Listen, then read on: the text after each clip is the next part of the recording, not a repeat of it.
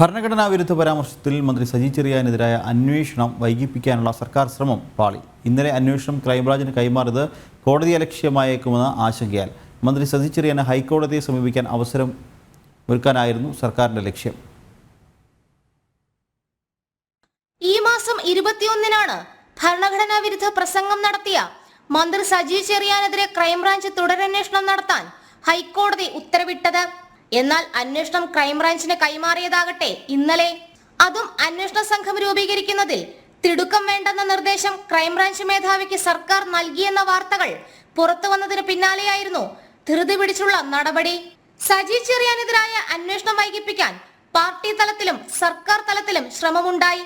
വിമർശന രൂപേണയുള്ള ഹൈക്കോടതി ഉത്തരവുണ്ടായിട്ടുകൂടി സർക്കാർ സജി ചെറിയാനെ സംരക്ഷിക്കാൻ ശ്രമിച്ചു.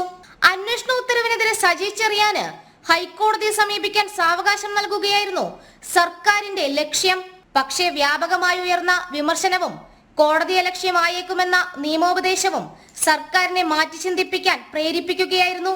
തുടർന്നായിരുന്നു അന്വേഷണം ക്രൈംബ്രാഞ്ചിന് കൈമാറിക്കൊണ്ടുള്ള നീക്കം. കുറ്റാരോപിതൻ മന്ത്രിയായതുകൊണ്ട് തന്നെ അട്ടിമറി സാധ്യത മുന്നിൽ കണ്ടായിരുന്നു സത്യസന്ധനായ ഉദ്യോഗസ്ഥൻ കേസ് അന്വേഷണം നടത്തണമെന്ന ഹൈക്കോടതിയുടെ ഉത്തരവ്.